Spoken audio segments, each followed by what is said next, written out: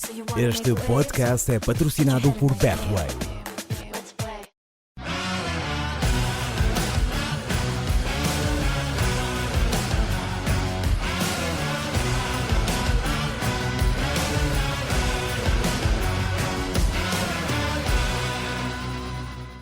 Sejam bem-vindos a mais um Planeta Eleven, um podcast que vos é trazido pela Betway. Hoje é dia de termos connosco um convidado muito especial, diretamente de Khartoum, no Sudão. Junta-se a nós o Ricardo Formosinho, que recentemente foi campeão naquele país africano. É mais um português, além fronteiras, ele que já se cruzou com José Mourinho e, claro, com uma figura não menos importante e impactante, Óscar Botelho. Setubalense também. Gostaste desta entrada ou não, Óscar? Gostei. Então, mas olha, ainda antes de devolver a bola, ou te dar a bola neste caso, queria agradecer ao Ricardo. Ricardo, muito obrigado por ter aceitado o nosso convite, para estarmos aqui uma horinha também à conversa. E agora vou passar aqui a bola a esta grande figura, que você conhece ainda melhor do que nós, e que depois também vamos querer aqui umas histórias mais especiais que o envolvem, até para nos ajudar com alguns momentos de jocosidade futura, claro, neste programa. Óscar. Antes de mais, mandar um grande abraço, que infelizmente ainda não dei ao Ricardo. Parabéns de campeão.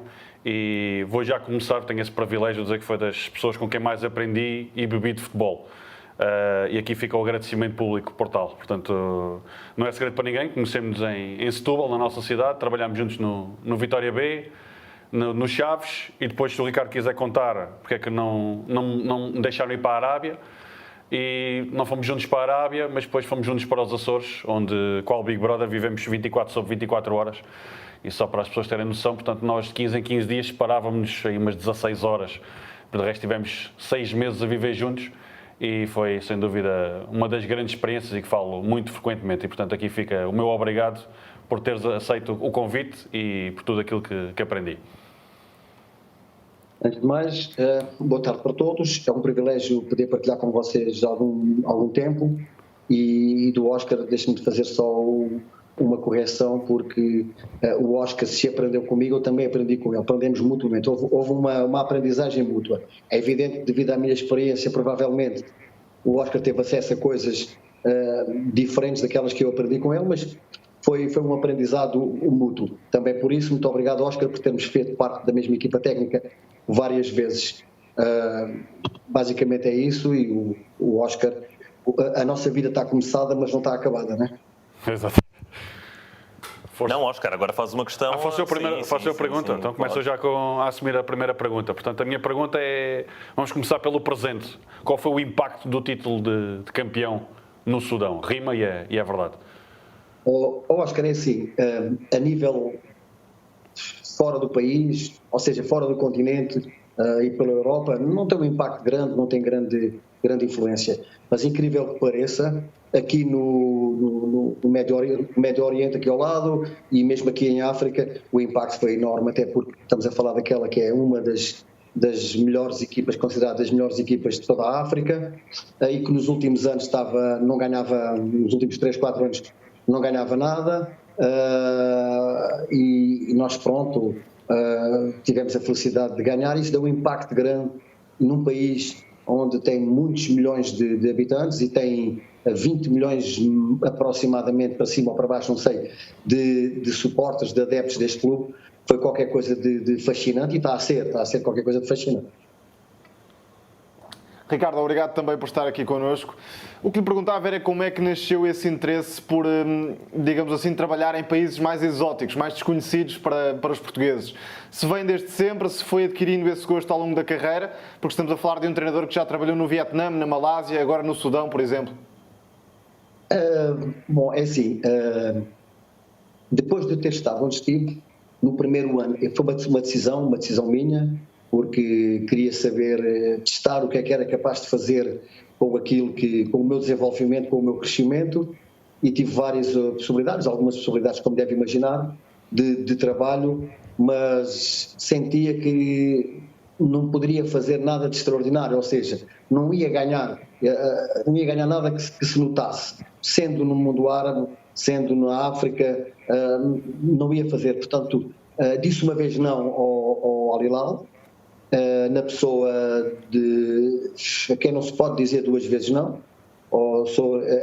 à excelência do ministro Sheikh Al-Turki. Vocês sabem de quem se trata, trata-se do homem do Almeria, o homem que levou Jorge Jesus para a Arábia Saudita, e ele, pela amizade que tem, a proximidade que tem com o José Mourinho, lembraram-se de mim, e eu não queria vir, mas à segunda vez eles voltaram uma segunda vez, quero dizer, e é difícil dizer que não. Se queres fazer carreira pelo mundo árabe, tu não podes dizer 2 vezes que não ao Sheikh Al-Turki, não é verdade? Eu não disse que não, vim, e perante algumas exigências, e aí daqui passo uma mensagem a todos os meus colegas portugueses que queiram vir trabalhar para estes mercados, têm que vir numa única condição, têm que sentir que têm poder de decisão, quem manda são eles nas decisões, e assim consegue-se fazer qualquer coisa. Foi essa uma das imposições que eu fiz, que eu pedi, que quer sentir que tem poder. Se venho para ser mais um, e talvez sim, ok, amanhã, inshallah, isso, não vou. E esse poder foi-me concedido, e pronto, e acabámos o campeonato. Fiz aquilo que pretendia fazer, ganhar o título, ser campeão, que dentro deste contexto é evidente que, se compararmos a África com a Europa, é uma comparação quase incomparável, mas temos que analisar os contextos. A Europa é o contexto da Europa, a África é o contexto da África, o Sudão é o contexto do Sudão, sendo África. Portanto, neste contexto, muito difícil ser-se campeão. Nós conseguimos, com 11 pontos de avanço, com a segunda volta, que é extraordinário. Nós tivemos 2 jogos da primeira volta, uma vitória e uma derrota, e depois, no primeiro jogo da segunda volta, ganhámos e não parámos mais de ganhar. Ganhámos os jogos todos na segunda volta, foi isso que nos levou a ser campeões, com 11 pontos de vantagem, do segundo classificado, inclusive sofremos na segunda volta, penso que um golo, sofremos um único golo, um mérito também do trabalho do Silvino, porque o Silvino estava connosco, o Silvino Louro, todos nós conhecemos o Silvino, a sua capacidade, conseguiu também passar o seu conhecimento, fazer chegar a mensagem daquilo que ele é capaz de fazer aos guarda-redes, e foi fantástico, 15 jogos sem sofrer golos, sofrendo só um único golo.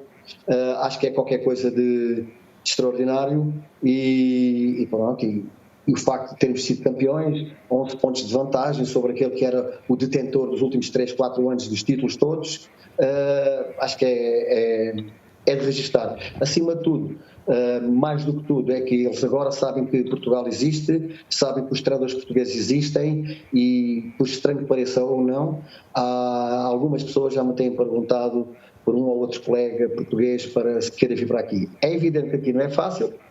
E porquê é que não é fácil? É isso que eu gostava de perguntar, Ricardo. Nós somos 6 portugueses. Nós somos 6 portugueses. O que é que se pode dizer do Sudão? Para quem não conhece o Sudão, lá está, e aquilo que ia introduzir em termos de treinadores, mas para treinadores e adeptos, o que é o Sudão hoje em dia, como é viver aí, que impacto tem para um país que é desconhecido para a esmagadora maioria dos portugueses? Eu ia entrar por aí. Neste contexto, a vida que nós levamos aqui, somos 6 portugueses, eu e mais 5 assistentes, uma das imposições do país, a viver aqui, na condição que nós estamos, não é mau, porque nós temos um hotel de 5 estrelas, passa publicidade do Corinthians, temos todas as mordomias, somos pagos pela Arábia Saudita, pelo Turki Al-Sheikh. Pronto, é evidente que os salários são bem melhores que o que se paga aqui, e isso, pronto, dá-nos alguma motivação. É evidente que quem vier para aqui e quem vier a receber o salário dos clubes, não é fácil, porque não vão ter a possibilidade que nós temos de viver num hotel, no melhor hotel aqui do Sudão, de termos um salário muito bom, porque o temos, somos pagos pela Arábia Saudita. O Sudão em si é um país, como todos nós sabemos, nos últimos 2 anos é um país livre, até há 2 anos e meio mais ou menos era um país fechado, não é? Agora é um país que está a tentar dar os primeiros passos dentro da democracia, um país mais aberto, com um potencial enorme, potencial de riqueza enorme, e é por isso que estão a entrar aqui os árabes, estão a entrar chineses, porque há muita coisa aqui a explorar, e não é África, continua a ser África, respondendo à tua pergunta de uma forma mais concreta, é África, mas sendo África, tem muitas coisas que já se nota uma evolução da vontade das pessoas em tornar este país um pouco melhor, mas ainda continua a ser uma África negra, não é? Sim, é um país também que, enfim, se dividiu com um território que é muito vasto. Era, aliás, antes da independência do Sudão do Sul, o território mais vasto em África e tem essa ligação também com o mundo árabe. Óscar, estavas aí, obviamente, também olhando para a tua lista de perguntas e para aquilo que é o teu passado com o Ricardo e acredito que vais querendo lançar mais dados aqui para cima da mesa. Sim, hoje é a pessoa ideal para vocês quererem saber algo do meu lado mais negro. Mas já lá vamos. Aqui já falámos do presente, agora vou aqui fazer uma pergunta sobre o futuro. Qual é os seus desejos para o futuro, a curto e médio prazo da carreira? Eu não escondo que, ao vir para aqui, teve o alvo de ganhar, de mostrar. Porque, ao fim e ao cabo, eu tinha 4, 5 anos de adjunto, fazia parte do staff técnico de José Mourinho, mas era olhado como um adjunto. Portanto, era importante, no meu primeiro ano, que, por vontade própria, que eu agarrasse um projeto pessoal, era muito importante ganhar. Portanto, uma vez que ganhámos, porque eu tinha objetivos e tenho objetivos bem claros, é evidente que o meu objetivo passa por o Médio Oriente, não é verdade? E pode acontecer a todo momento. Basicamente, o futuro é isso mesmo. Estamos a olhar para o Médio Oriente, porque o que foi feito aqui não passou despercebido aqui ao lado do Médio Oriente, e penso que o nosso futuro passará mesmo por aí. Quanto ao seu passado também como treinador adjunto, pergunto se nesta fase da carreira sentiria o mesmo prazer, a mesma importância numa equipa técnica como adjunto, ou se já só dá para ser treinador principal, assumindo um projeto vencedor, como tem aí no Sudão, por exemplo. Eu saio e tenho que fazer um agradecimento público especial ao Ano, porque ele compreendeu as minhas razões, me motivou também, e a questão que foi aqui é que, uma vez, passo em modéstia, uma vez que você é adjunto do melhor do mundo, já não é adjunto de mais ninguém. Segue em frente, e segue em frente pelo próprio pé, se quisermos assim. Portanto, é essa a minha filosofia. Uma vez adjunto do Mourinho, nunca mais adjunto de mais ninguém. Vou seguir em frente sozinho, aconteça o que acontecer. Ricardo, já agora que estamos a falar nele, porque é o melhor do mundo e porque é diferente dos outros? Que é melhor, porque é o melhor é melhor porque é o melhor porque é assim, se quiseres, Óscar, vou-te dizer uma coisa que é importante. Hoje em dia muita gente fala de futebol, ou seja, muita gente fala daquilo que gosta, que é falar de futebol, mas falar daquilo que sabe, não há tanta gente assim. São coisas distintas. Uma coisa é falar do que se gosta, outra coisa é falar do que se sabe. O José está muito à frente, continua, apesar de estar, já teve em clubes do maior potencial, ok, mas apesar de tudo isso, ele está muito à frente. Então já vai na era da estratégia. Muita gente fala no 4-4-2, 4-3-3, 3 à linha, 4 à pesca, o que quiserem. É muito engraçado falar sobre as entrelinhas e tudo isso. É tudo muito giro falar. Mas o essencial da questão, e é isso, sem dúvida nenhuma, que bebi e tenho que lhe agradecer, como lhe agradeço, não digo todos os dias, mas todas as semanas, a estratégia, muito para a frente, muito à frente. O José já vai na era da estratégia, portanto está uns passos à frente da maior parte de todos eles. E é o melhor porque, à imagem de um Pep Guardiola, são os dois que ganharam mais vezes no mundo do futebol. E isso no futebol é ganhar. Portanto, ou seja, se nós olharmos que o futebol é rendimento, é o que melhor rendimento tem, o que mais ganha. O que mais ganhou ele, é um dos que mais ganhou. Portanto, para mim, é português, é nacional, é bom e é sem dúvida nenhuma o melhor treinador. E vamos aguardar para ver o que ele é capaz de fazer na Roma, que eu tenho a certeza que na Roma vai fazer qualquer coisa de extraordinário. Se não for já neste ano, será no próximo. É seguramente o melhor. Porquê? Porque é o melhor. Ricardo, e quanto de José Mourinho é que existe hoje em dia no trabalho do Ricardo? Até por essa visão estratégica que dá tanta importância, como aqui já se percebeu nessa última resposta, para a aplicação depois direta numa equipa de futebol. Olha, se tu trabalhares com o José, nunca mais és o mesmo. És outra pessoa, outro treinador, para melhor. Para melhor. Ele obriga-te a crescer, ele obrigou-me a crescer, ele obrigou-me a ver coisas que eu não via até aí, e toda a minha vida foi passada no futebol, como jogador e como treinador. Portanto, ele obriga-te a desenvolver, ele obriga-te a olhar para pormenores, que nós chamamos de pormenores, mas no fundo se revelam por maiores, não é verdade? Ele obriga-te a desenvolver, ele obriga-te a seres melhor. E isso foi isso, que eu bebi dele foi isso. Ele obrigou-me a ser melhor em todos os vetores. Quanto a esse trabalho com José Mourinho, Gostava de saber mais ao pormenor, se for possível, qual era a sua função específica no microciclo semanal, por exemplo. Só para dar uma ideia também a quem nos ouve e que muitas vezes não reconhece o verdadeiro papel da equipa técnica. Claro, os adjuntos são isso mesmo, são adjuntos, não é verdade? E cada adjunto contribui que aquilo que lhe é destinado. E o meu papel era isso mesmo, era assistente, era adjunto e a minha participação era essa mesmo, era a de adjunto. É o que o adjunto faz. Não quero ir para além daquilo que fazia, não quero ir para aquém daquilo que fazia, o meu papel era adjunto. Discutíamos, falávamos sobre o que pensávamos, mas dificilmente eu podia fazer chegar qualquer coisa de novo, informava o que se passava, mas qualquer coisa de novo a fazer-lhe chegar era difícil, porque ele vai muito à frente de nós todos. Portanto, o meu papel era esse mesmo, o meu papel era de adjunto. Eu, como outros, para além de que nos unia e une, uma amizade vai muito para além do futebol. Bom, já que estamos a falar, vamos regressar ainda um bocadinho mais atrás. Portanto, saiu de Portugal em 2009, 2010. Para os mais desatentos, tem no currículo 2 segundas Divisão B, hoje em dia chamada Liga 3, ao serviço do Amor e do Imortal. A minha questão é se gostaria de ter ficado... Exato, 3. A minha questão é se gostaria de ter ficado por cá ou não. Olha, Óscar, é assim, eu não penso nisso. Aconteceu-me a mim, digamos que o cavalo da sorte passou à minha porta aos 50 e tal anos. Eu acho que estava preparado para montar. E quando é que o cavalo da sorte passa à minha porta? Quando o José Mourinho me convidou para trabalhar para ele. Não com ele. Lá ver se...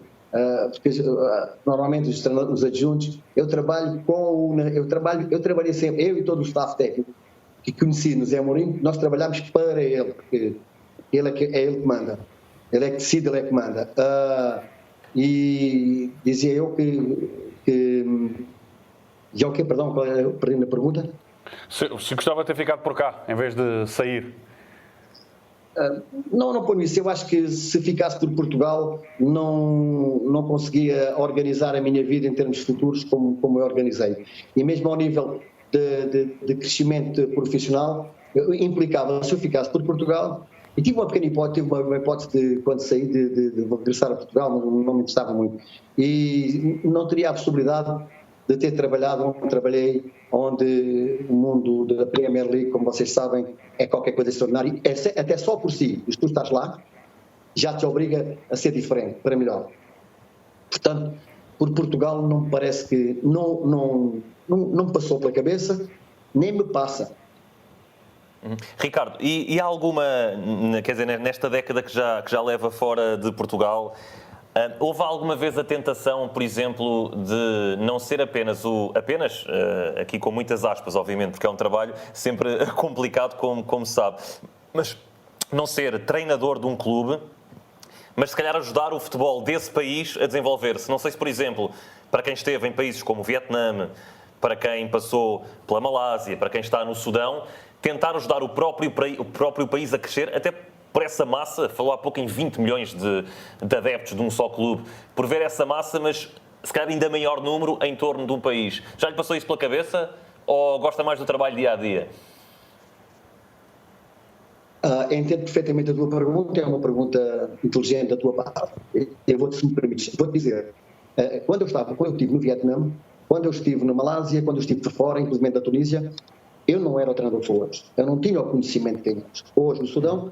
Isso que me estás a propor é precisamente o que nós fazemos. O que nós fazemos não se fecha só no ganhar o título, no melhorar a equipa, melhorar a forma de pensar, assim como também tentamos passar para toda a gente a forma de porque é que treinamos assim, porque treinamos diferente de todos, mas de todos mesmo, porque treinamos diferente, porque preparamos a equipa de forma diferente, porque preparamos os jogadores de forma diferente, de forma, se quisermos separar o tática individual do tática coletiva, nós preparamos de forma diferente. É essa a nossa tarefa, mesmo ao nível da organização. Mesmo ao nível, vocês não têm acompanhado, mas eu tenho feito algumas declarações aqui que agrada a uns, não agrada a outros, mas é dentro dessa linha. Como, por exemplo, eu não entendo este calendário de jogos, não entendo. Acho que este país tem que melhorar o calendário de jogos. Estamos 2 meses sem jogos, e depois temos mais 2 meses, jogos 2 em 2 dias, 3 em 3 dias. Não faz qualquer sentido nenhum. Portanto, e é esse o nosso papel aqui também, e é isso que nós estamos a fazer. Não só virados para, de uma forma interna para o clube, mas também, sempre que nos é possível, passar as nossas ideias, porque são diferentes, sem dúvida nenhuma. Eu quero acreditar que são para melhores, e os resultados estão à vista. É nosso, meu e do meu staff, passamos conhecimento, passamos organização, passamos tanta coisa, e temos a certeza que contribuímos para a evolução do futebol do sudanês. E essas ideias diferentes são bem recebidas? Há muita abertura por parte dos sudaneses e depois, acredito também, noutros países como o Vietnã ou a Malásia, e também na Tunísia, para ouvir um técnico português com uma longa experiência, ou seja, nessa perspectiva de melhorar o futebol do país num todo, se existe essa abertura e um caminho para melhorar nesses países? Olha, conforme disse anteriormente, eu quando estive nesses países não tinha a capacidade, não tinha o conhecimento, mesmo ao nível da minha personalidade era diferente daquela que é hoje, quer queremos, quer não, mas é uma realidade. Aqui no Sudão, é como tudo, é como em Portugal. Se tu ganhas, as pessoas ouvem. Se tu não ganhas, ninguém te ouve. Mas como nós íamos ganhando, assistíamos, íamos ganhando de uma forma a jogar um futebol diferente daqueles que estavam habituados, eles ouviam-nos. E não só nos ouviam, como nos procuravam para fazer perguntas, para tentar eles procurar a evolução deles. Isso é de registar e pronto, e é uma vontade grande da parte deles. Sem dúvida nenhuma que nós, hoje, temos uma forma de olhar para o jogo, de olhar para a organização, de olhar para a estratégia, completamente diferente, para melhor do que o que eu tinha antes de chegar às mãos do José Mourinho. Sem dúvida nenhuma. É certo que há quem goste do José Mourinho e que eu não gosto. Eu gosto e gosto muito. Só que uma questão, até porque normalmente quando olhamos para os treinadores que vão para fora, as pessoas esquecem-se de uma parte que é muito importante, que é a família. A minha questão é, quando comunica à família o momento de vou para, como é que é a reação da família nesse momento? Oscar, conheces a minha família, conheces os meus filhos, conheces a minha esposa, sabes o quanto nós estamos chegados, não é? Sabes o quanto nós estamos chegados. E a primeira vez que eu cheguei em casa e disse, olha, as pessoas que me influenciam querem que eu, estou-me a dizer para eu ir para o Sudão, porque para aquilo que eu quero é ganhar, e dão-me condições para ganhar, dão-me o poder para eu decidir, não tenho que estar a fazer a equipa conforme o presidente ou o diretor ou o team manager diz, eu mando e acabou, eu escolho, se moro para a minha cabeça, não moro para a cabeça de ninguém, eles dão-me essas condições, claro está, Oscar, como sabes, aquela malta lá em casa, nem pensar, Sudão, fazia uma ideia diferente, completamente diferente, como eu também fazia, que era o Sudão, nem pensar nisso, estás louco ou quê? Ficas aqui em casa. Sabes, eu conheço aquela malta, sabes que aquela malta é danada, a malta é malta unida, mas é danada. Surgiu a segunda oportunidade. A segunda oportunidade, e o que eu estava indeciso, era em aceitar projetos, se calhar, noutros países melhores, mas eu sentia que ia sofrer para não perder. Depois, por influência de mais uma ou outra pessoa, entendi que não, eu se tiver que sofrer, sofro para tentar ganhar, não vou sofrer para tentar não perder. Portanto, e arrisquei. Soube da influência, depois informei-me, soube da influência que este país pode ter sobre o Médio Oriente. Se ganhas aqui, a tua exposição no Médio Oriente é muito boa, é extraordinária. Se não ganhas, para paciência, é um risco que se corria. O risco que se correu, nós ganhámos e neste momento é isso. Estamos expostos a qualquer altura a virem aqui e nos levarem para aquele lado, e a malta lá em casa agora está toda contente e já não diz que não, já dizem que não, foi uma boa opção do Sudão. É aquela história, né? Depois da noiva casada não te faltam noivos.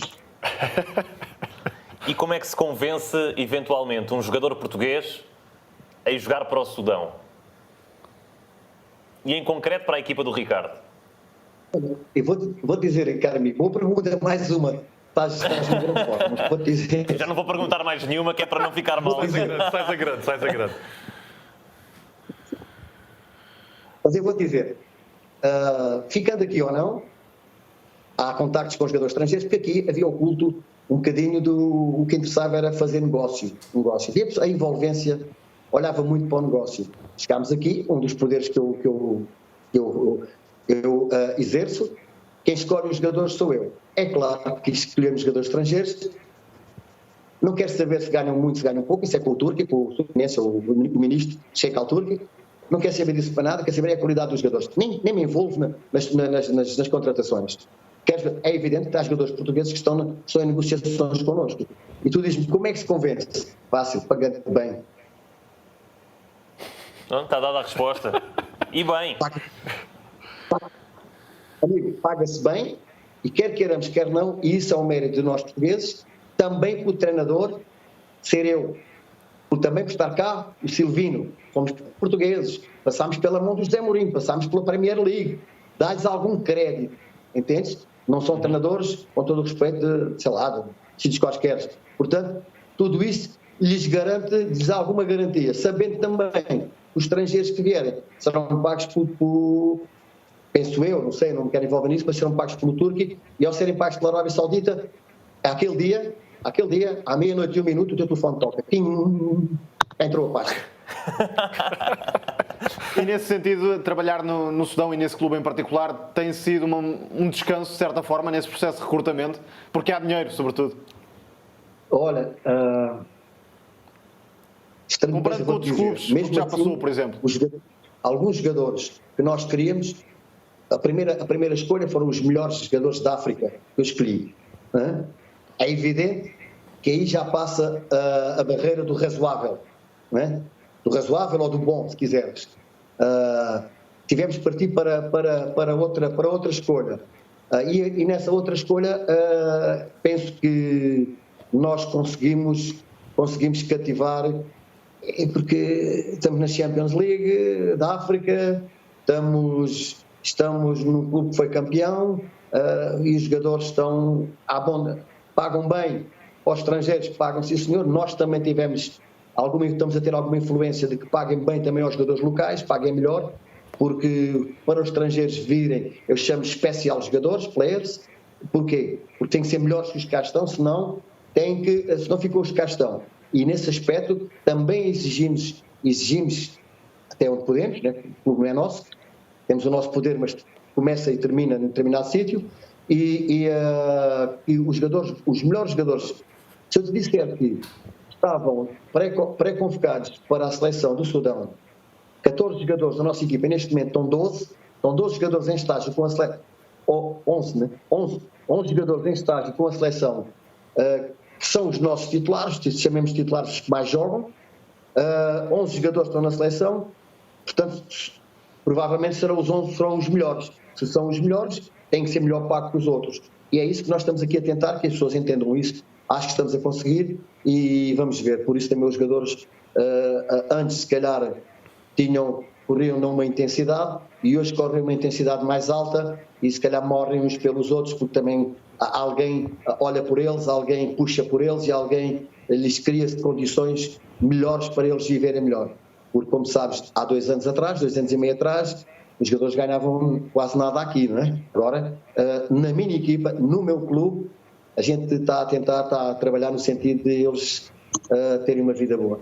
Uma vida melhor, se queres dizer. Vida boa, tem os gajos da Premier League que ganham milhões. Exatamente. Falar já nessa questão do balneário, o Ricardo passa uma vida inteira no balneário, portanto, desde a década de 70 em balneários. A minha questão é, quais é que são as principais diferenças desses balneários quando era jogador, quando começou a carreira como treinador e hoje? Olha, Óscar, se queres ir para os balneários antes do Sudão, vamos por aí. Se quiseres envolver o Sudão, também envolvemos. Se quiseres ir antes do Sudão, eu tenho que te dizer que qualquer comparação é pura coincidência. Nada a ver. Nós, por exemplo, eu posso dizer que quando jogávamos futebol no século passado, chegávamos, nós brincávamos, nós falávamos uns com os outros, nós fazíamos brincadeiras uns aos outros, estávamos os sapatos uns dos outros, escondíamos a roupa uns dos outros. Hoje, esquece. Mas não é só, como dizer, não é só no futebol, na sociedade em geral, e o futebol faz parte da sociedade. Mas a questão que se põe aqui é que hoje os jogadores entram de fones, cumprimentam-se de onde vai, como diz os algarvios, e pouco mais. Não há, eu ia jantar, quando era jogador, ia jantar eu, a minha mulher, que na altura era a minha namorada, a mulher e as namoradas de jogadores quase todos, juntávamos e íamos todos juntos jantar. Lembro-me perfeitamente que íamos, muitas vezes íamos sozinhos, levávamos as mulheres com certeza, mas muitas vezes íamos sozinhos. E eu lembro-me perfeitamente que dizia à minha esposa, na altura a minha namorada, que tu bem conheces, eu dizia-lhe, olha, se ganhávamos, vou com os meus amigos, vamos festejar. Se não ganhávamos, vamos com os meos amigos porque estamos chateados da cabeça, vamos tomar um copo para libertar. E a minha mulher, quando saía de casa, disse, olha, deixa querer que empates. Mas isso é o que hoje é diferente. Hoje, por exemplo, os jogadores chegam ao estádio, estamos a falar da Premier League, alguns jogadores chegam ao estádio como turista, e carro. Não é num Clio, nem é num Renault 12 ou coisa que o velho quer, como eu tinha, não. E hoje há uma coisa, o futebol que já há em Portugal, já há mais uma crítica minha, é mais uma constatação, que há que ter muita atenção. Os jogadores hoje apresentam muito o personal trainer, entendes? E isso foge para além do teu controle.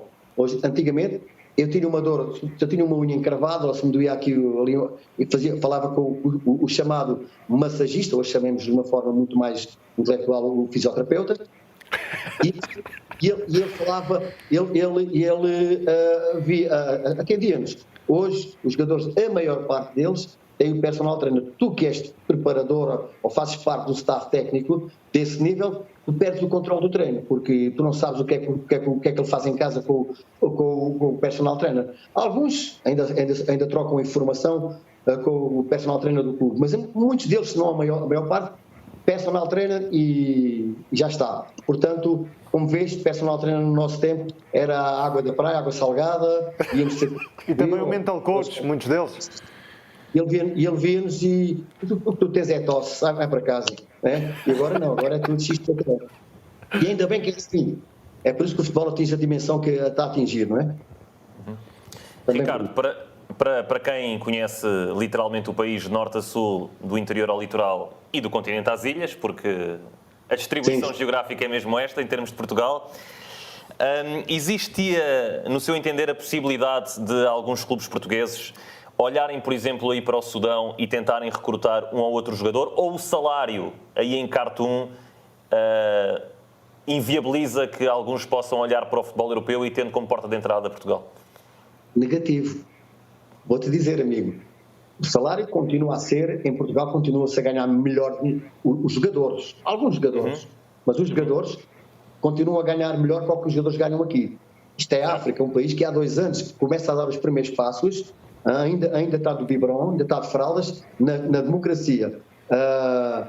Agora, jogadores, amigo, vou-te dizer, tem aqui jogadores, e eu tenho pena, né, e se puder ajudar, ajudo alguns jogadores aqui, que jogam, não estou a dizer que jogam no Benfica, no Porto, no Sporting, pela sua grandeza, pelo Braga, pelo Guimarães, pela sua grandeza, mas tem aqui muitos jogadores que jogam na Europa tranquilamente. O problema deles é, respondendo a uma pergunta que fizeste ainda há pouco tempo atrás, o problema deles é realmente o entendimento do jogo. O entendimento... repara, nós temos um feito aqui histórico, é 15 jogos da segunda volta, 15 jogos, os 15 jogos tudo vitórias. Aqui o ponto é, tu ganhas as melhores equipas, tu ganhas 2 vezes, à terceira tu empatas, porque amanhã é outro dia, logo se vê. Depois mais 2 vitórias, faz um empate. O culto da vitória continuada, nós temos na Europa, aqui não tem. Não tinham. Eu quero acreditar que já tenha, eu quero acreditar, entendes? E esse culto, e isso é o problema. Uma vez, tu pegas numa equipa, com todo o respeito, onde o talento é maior, Brasil, o talento é brasileiro, não é? Eu costumo dizer que o talento é brasileiro, o atleta é africano e a organização é nossa, europeia.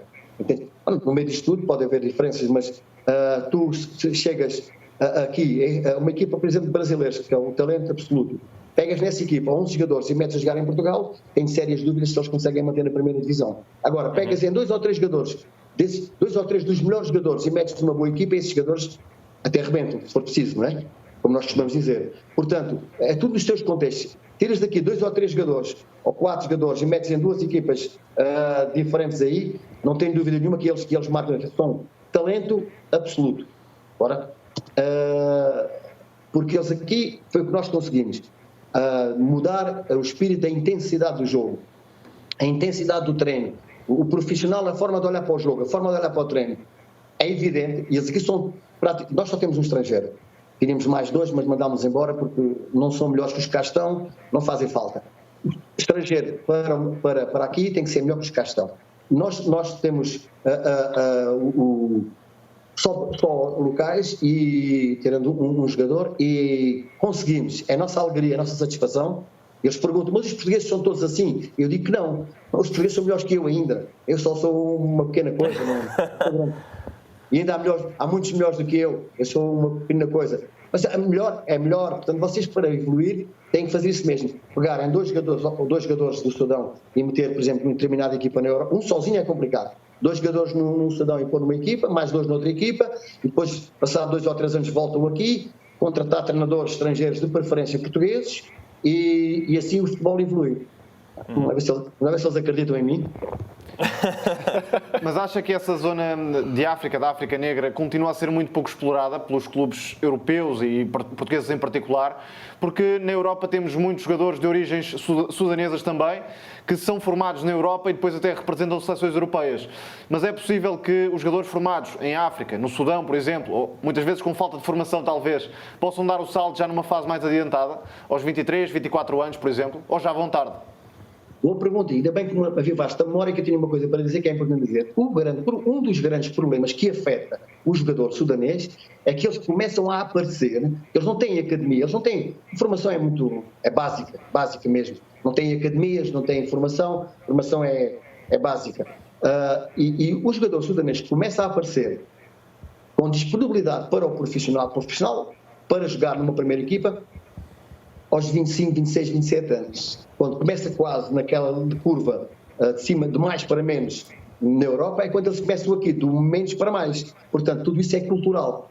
E isso é importante, sejamos nós, estrangeiros, que mudemos, que ajudemos a mudar essa cultura. A cultura de que 19, 20 anos, eu tenho na minha equipa um miúdo que joga, aqui há uma lei que tens que jogar todos os jogos com um jogador menos de 20 anos e outro menos de 23.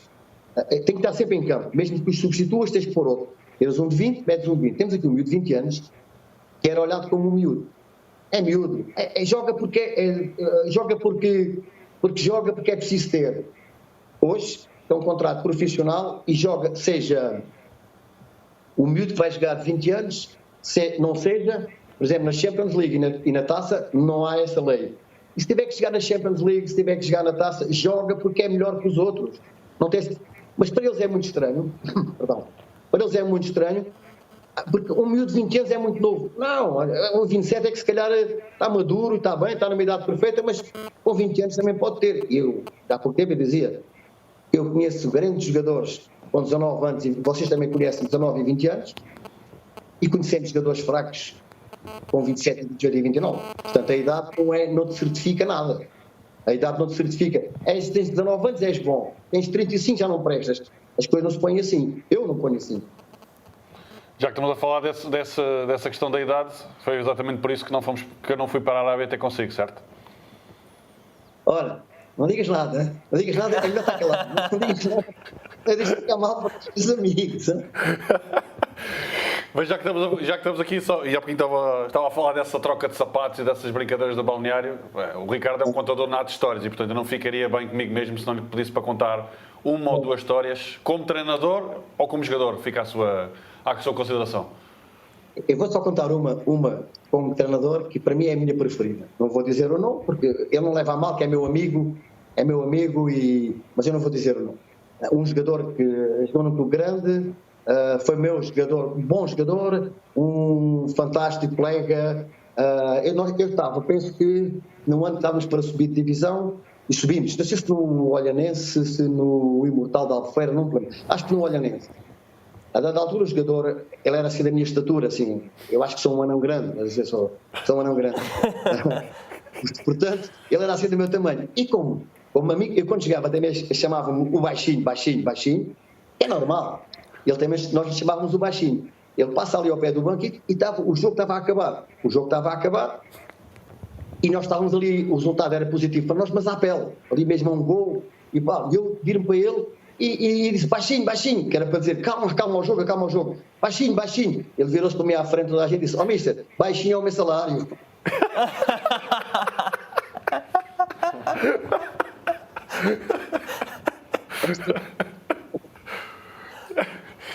Muito bom. Mas, eu tenho um para contar, mas depois só conto para vocês em off-record. Está bem. Ok. É melhor. Já que estamos a falar de jogadores, diga, Ricardo. Vou-vos dizer que o Oscar, e não estou a fazer favor nenhum, porque o Oscar conhece-me, porque o Oscar sabe perfeitamente que também na idade que tenho, não estou para fazer favores a muita gente, estou mais para parecer cara a cara. Foi um privilégio para mim trabalhar com o Oscar nos primeiros anos de vida dele no futebol, porque uma disponibilidade para discutir, para crescer, uma disponibilidade para aprender, e mais de tudo, uma disponibilidade para a função e para a pesquisa. Já apanhei bem pior que o Oscar. Se não é bem um elogio. E não querem partilhar uma história vossa que possa ser aqui, enfim, contada para os nossos Não, eu posso contar. ouvintes? Até pode ser tu, claro. Posso contar, até porque tínhamos muitas, mas vamos deixar essas depois para o off-record. Aquelas possam ser contadas vamos aqui. depois contar as idas ao cinema e por aí fora. Até porque foi o que eu estava a dizer. Que o que o Ricardo estava a falar do Zé Mourinho, eu apontei aqui porque foi exatamente o que o Ricardo me fez. E não foi por acaso que eu na altura procurei o Ricardo no Vitória. Para completar o meu curso de nível 2. Como já falámos muitas vezes, há aqueles que têm o quarto nível, mas não têm nível nenhum, e há aqueles que não têm nível nenhum de treinador, mas são treinadores com grande nível. E o Ricardo fez exatamente. O Ricardo fez-me exatamente o mesmo, ou seja, obrigou-me a ser melhor, a desenvolver, e que estava-me sempre a puxar por mim. Porque a equipa técnica, convém referir, que a equipa técnica do Ricardo e do Oscar era mesmo só o Oscar e o Ricardo. E, portanto, hoje em dia as equipas técnicas têm quase uma dezena de elementos, aquela equipa técnica tinha só 2. Portanto, havia o treinador principal, cá está, e depois havia um que fazia de tudo um pouco, mas o Ricardo ensinou-me em todas as áreas. Eu vou contar só uma história muito rápida, porque foi a primeira vez que fui para o banco, foi em Portimão, que o Ricardo também me obrigou a crescer e a desenvolver, e dava-me muito na cabeça, porque eu, na altura tinha só 27 anos, convém só relembrar isso. Portanto, era o treinador mais novo das ligas profissionais. Ele foi há 30, mais ou menos. E o Ricardo, lembro-me da primeira, portanto, eu dou aquecimento, caiu granizo nesse aquecimento, em Portimão, empatámos 1-1, e quando depois de eu mudar de roupa e ir para o banco, como a primeira vez que vou para o banco, porque nunca tínhamos ido para o banco os dois juntos, e o Ricardo, eu naturalmente sentei-me na segunda cadeira, porque já tínhamos feito tudo juntos, treino, preparação, por aí fora, mas nunca tínhamos ido para o banco. E o Ricardo mandou-me sentar na primeira cadeira e não na segunda. Pronto, fizemos a viagem para Setúbal, a seguir ao jogo. Cá está, disparámos aquelas 16 horas, porque tínhamos voo no dia a seguir. E quando entrámos no avião, antes do Ricardo me perguntar qual é que seria a equipa que iria jogar no próximo fim de semana, qual é que seria o treino do dia a seguir, perguntou-me porque é que eu me tinha sentado na primeira cadeira. Se eu sabia. E eu confesso que disse-lhe, confesso que ontem à noite adormeci a pensar nisso e ainda não tenho a resposta. E a resposta foi muito simples e revela a qualidade do Ricardo. Que é, ele disse, se eu falar mal de alguém, eu vou-me virar para ti e só tu é que ouves. Se estiveres sentado na segunda cadeira, eu posso falar mal de alguém e até o último jogador que foge para o último lugar para não ficar ao pé do treinador vai saber. Portanto, são só aqueles pormaiores que revelam porque é que o Ricardo é o que é. Muita inteligência, sem dúvida.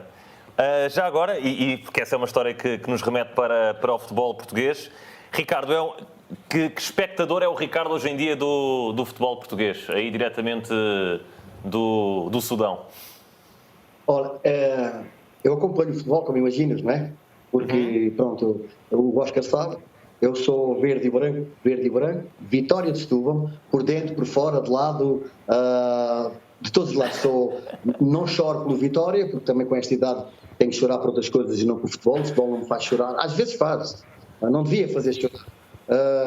Mas sou Vitória, acompanho o futebol das divisões quase todas e agora olho de uma forma como não sou um adepto, não me desgasto muito em criticar o 4-3-3, o 4-4-2, não sei o quê, 3 na linha e 1 à pesca, não me desgasto muito nisso.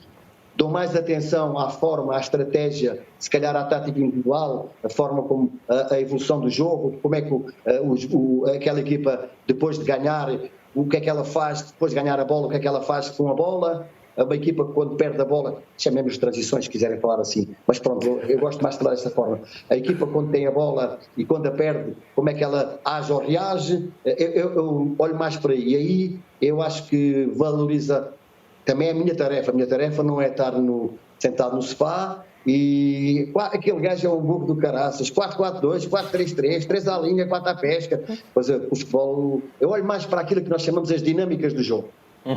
Agora, sente comigo e muito mais. O Oscar estava a contar esta história do banco e eu vou dizer aos meus atuais adjuntos para verem o programa, porque eu sei que sou altamente exigente, muito exigente.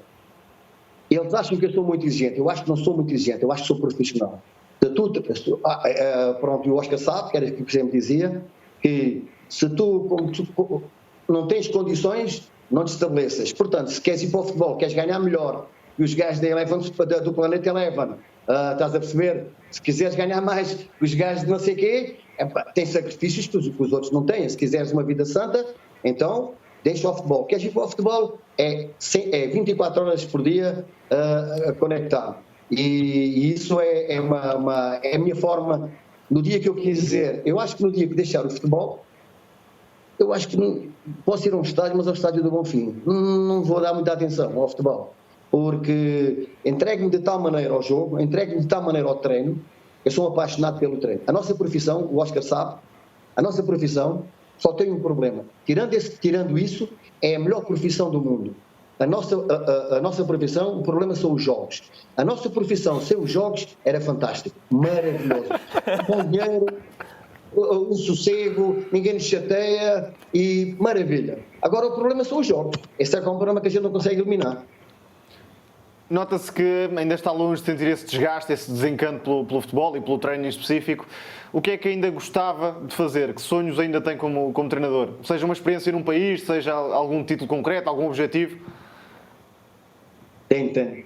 Eu vou-me abrir com vocês. O meu objetivo é ir para o Médio Oriente, para um clube, me possa pagar, que depois está tranquilo. Agora, é verdade, posso dar 300 desculpas, mas se queres que eu te fale, e o Oscar me conhece de uma forma direta e verdadeira, é tão somente isto. Agora é evidente, sempre que eu estiver in action, em ação, de mim levam o meu melhor, levam o melhor de mim. Quando acabar, logo se vê. Agora, olha, amigo, eu digo isto muito às vezes, mas conheço um colega, não vou dizer o nome, aqui há uns tempos é um colega. Tu, quando deixares. Um colega ganhou muitos títulos, um amigo meu que ganhou muitos títulos internacionais. Disse: quando acabares a tua vida no futebol, vai à padaria, vai ao supermercado e leva uma dessas taças ou uma medalha qualquer e dá aos gajos para pagar a conta. Não tenhas tu dinheiro, boa pasta, vais ver como é que a sociedade olha para ti. É verdade. Ricardo, antes de mais, sublinhar que tudo o que disse é verdade e vivemos juntos e sei perfeitamente o que é que está a dizer. Mas eu estava aqui a lembrar-me de outra e vou ter que contar essa história. Esclareça bem isto de vivermos juntos, não? Não fique dúvidas no ar, não é? Sim, eu estou aqui. Não. Até... É a frase mais recorrente deste programa, enfim. Não. Até porque é importante referir. Foi das poucas imposições que fiz quando fui para os Açores. Que eram só os dois e viviam juntos. Não. Cada um no seu. Quando fosse para o estágio, cada um dormia no seu quarto. Pronto, ok. Isso já chegava tudo o resto. Vou só contar uma história que para mim já contei a alguns amigos, aqueles que são meus amigos conhecem esta história, mas para quem nos ouve, foi a nossa vitória em Vizela que acaba por garantir a manutenção. E, portanto, vou confessar, porque na véspera estávamos a estagiar precisamente em Lessa e dávamos aquela voltinha a seguir ao jantar e quando o Ricardo me perguntou qual é que seria a equipa, eu dei os nomes e o Ricardo disse que tinha acertado metade dos nomes só. E ele disse-me, isto já prescreveu, portanto podemos contar isto à vontade. E, portanto, eu disse, ele sim, vamos jogar com uma equipa totalmente diferente, vão jogar aqueles que tu mandas a chatear há meses para jogarem. Portanto, vão jogar amanhã, mas vão jogar todos. E, portanto, nós nessa tática, o Ricardo decidiu jogar com 3 centrais, 4 defesas laterais e 2 trincos.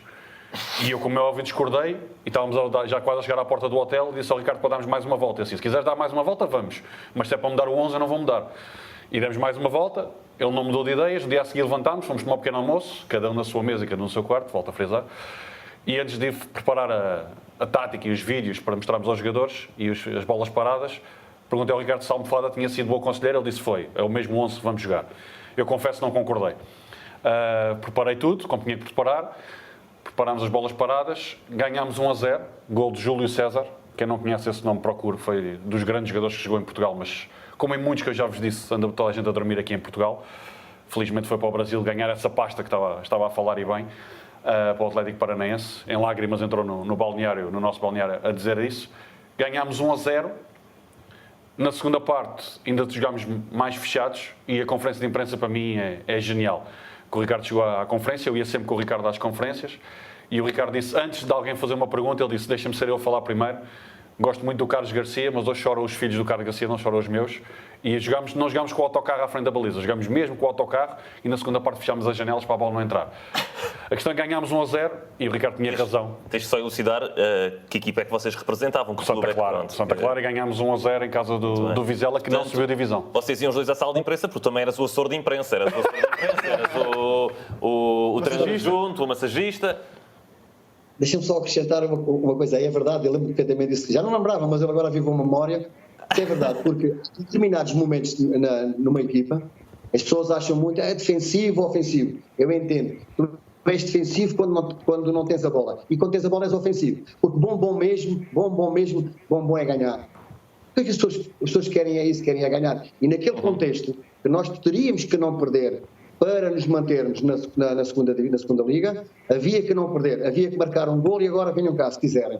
E assim foi. Marcámos, demos-lhe a facada e agora venham cá se quiserem. O Carlos Garcia, que é amigo de longa data, perfeitamente, eu disse isso, amigo, olha que chora a tua família, que não chora a minha, está bom, está melhorzinho. E só para sublinhar, na semana a seguir, jogámos em casa com o Varzim, a frente de ataque do Varzim era Iazalde, Ucra e Candeias. Jogámos exatamente na mesma tática, porque o Ricardo disse agora tira lá um destes 11 leões e não dá para tirar, só que cá está, aí já não conseguimos jogar a bola. Resultado final, ganhámos outra vez 1-0, quem é que marcou? Júlio César. Muito bem. Ricardo, deixa-me só fazer-lhe aqui uma pergunta. Qual é o treinador que o mais marcou enquanto jogador e se essa opinião mudou desde que é treinador? Olha, 2 marcaram, um por uma razão e outro por outra. Certo. Calhar vocês não se lembram, o mestre Fernando Vaz, a terra de Sinjalé, pela elegância com que ele tinha a falar connosco. Porque naquela altura, os jogadores de futebol, dos quais eu fazia parte, não tínhamos a cultura que há hoje. Os jogadores hoje, a maior parte deles tem cultura. E nós naquela altura não é que fôssemos estúpidos, não era nada disso, antes pelo contrário. Só que a cultura era diferente, o contexto social era diferente. O mestre Fernando Vaz tinha uma elegância terrível a falar com os outros e a nos convencer. E depois um outro, muito mais complicativo no trato, mas vou dizer, ensinou-me a andar dentro do campo, o mestre Manuel de Oliveira. Depois, como treinador, como mestre, a quem eu chamo mestre cada vez que falo com ele, vocês sabem, nem vale a pena estar aqui a dizer, já falo demasiado desde o nome dele, José Mourinho. Mas enquanto treinador, percebeu certas coisas que se calhar não tinha percebido enquanto jogador e deu mais valor a algumas das pessoas que se cruzaram consigo ou não? Ou a percepção não mudou assim tanto? Muda. E mais, eu hoje tenho uma visão do jogo que é o seguinte: os bons jogadores, por vezes, porque os treinadores todos cometem erros. Acho eu que não há nenhum que não cometa erros.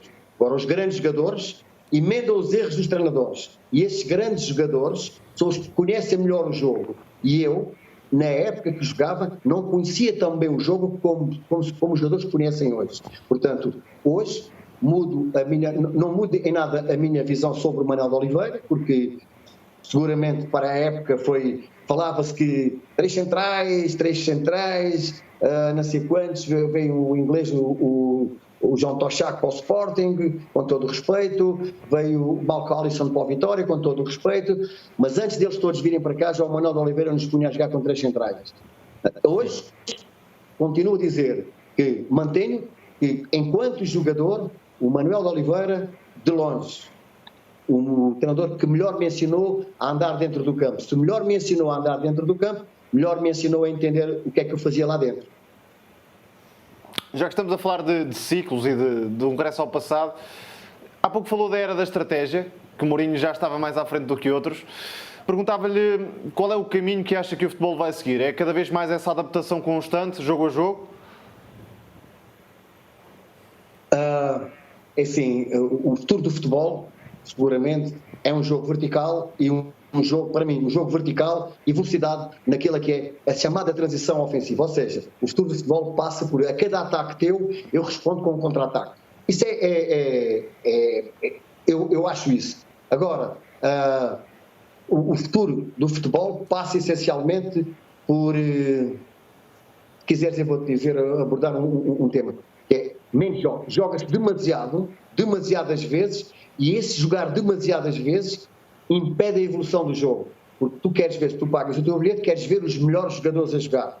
Agora, por vezes, os treinadores nem sempre põem os melhores jogadores a jogar, que é uma coisa que se chama agora que a tal gestão, não é? Portanto, porque há demasiados jogos. E como há demasiados jogos, nem sempre tu podes ver os melhores jogadores a jogar. O primeiro passo do futebol do futuro é, na realidade, encurtar o número de jogos para que os melhores jogadores possam estar mais vezes em campo e estar melhores, mais frescos, se quiseres, melhor preparados. Esse é. Para tudo o resto da estratégia, a estratégia depende. A estratégia então somente é a forma como tu te preparas para enganar. O futebol é um jogo de enganos.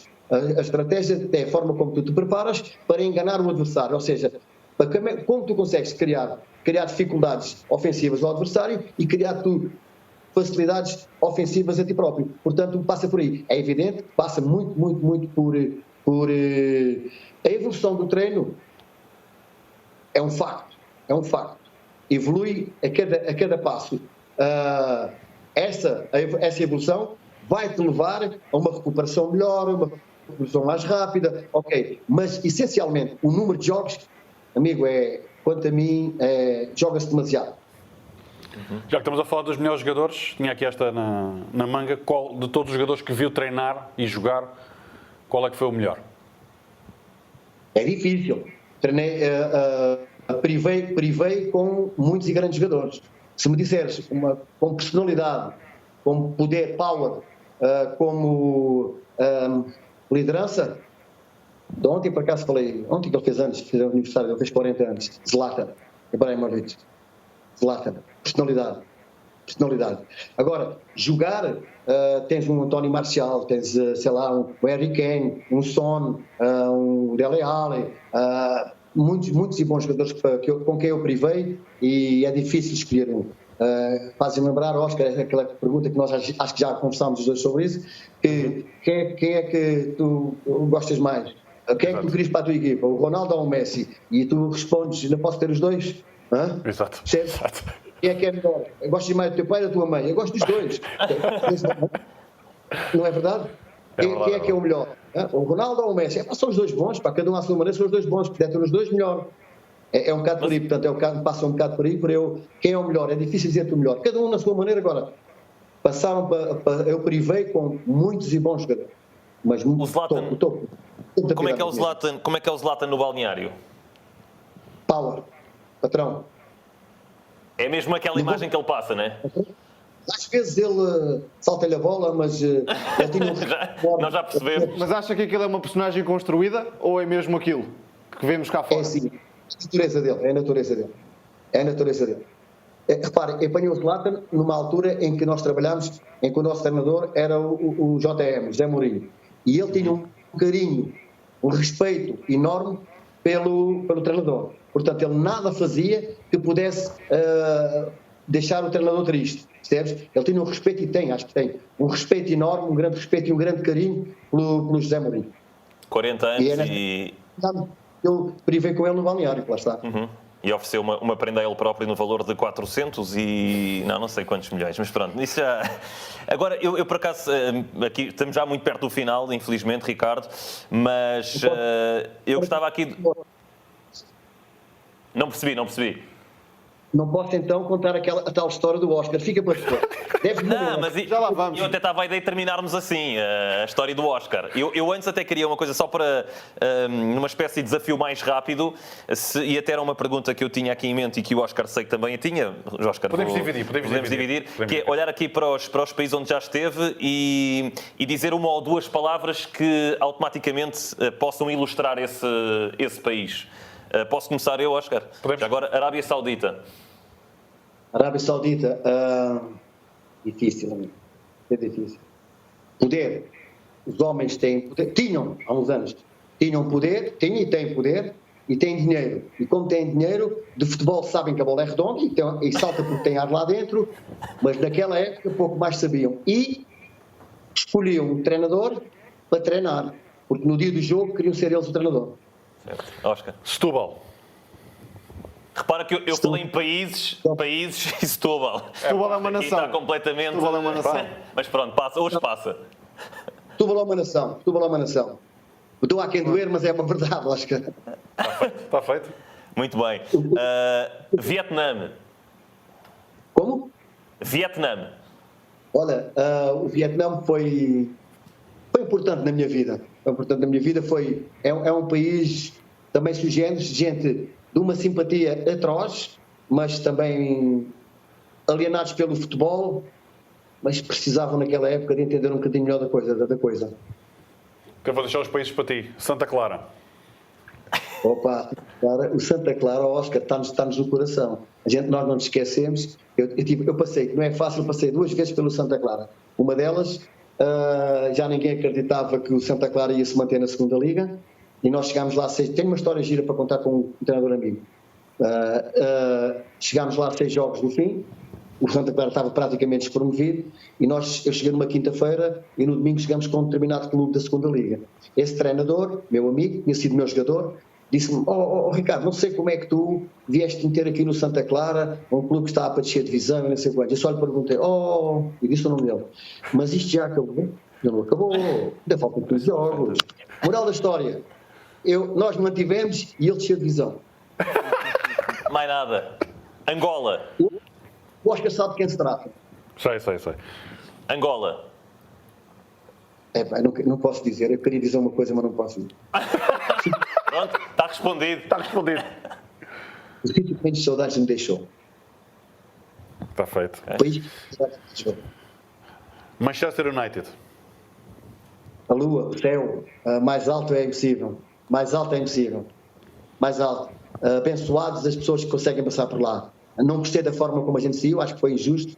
Foi injusto o que se disse a respeito do nosso chefe, porque não foi tão insucesso assim. Não podemos esquecer que no segundo ano ficámos em segundo lugar num campeonato onde quem foi campeão foi o City, que tinha 3 equipas, multimilionário, problemas do fair play financeiro, ganhámos a Europa League, ganhámos a Carling Cup, salvo erro, portanto não vejo onde é que foi o insucesso, não vejo, mas pronto, acho que foi injusta a forma como se saiu, mas marcou-me. Foi o melhor que alguma vez eu podia ter imaginado, o melhor prato que me servia algum dia. Malásia. Olha, a Malásia tem a ver com...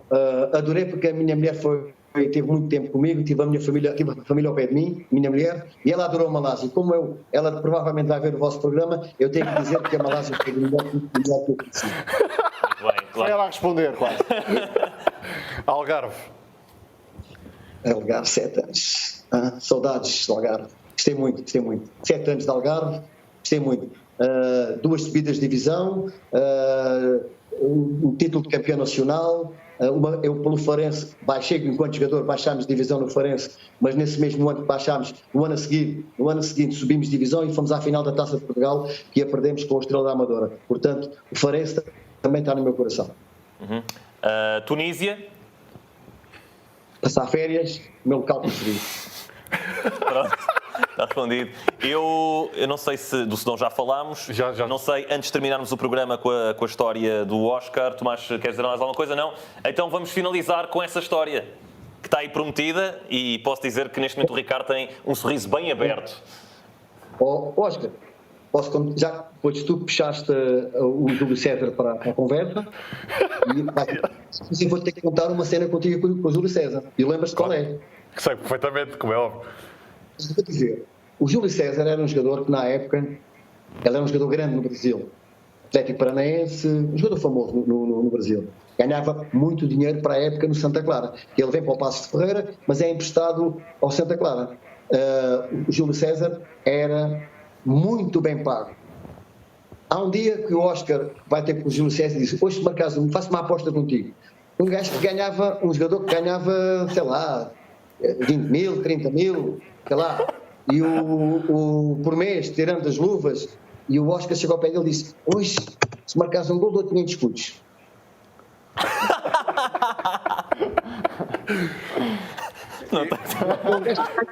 Ganhava 20 ou 30 ou 40 mil. E disse: Oscar, deve estar maluco.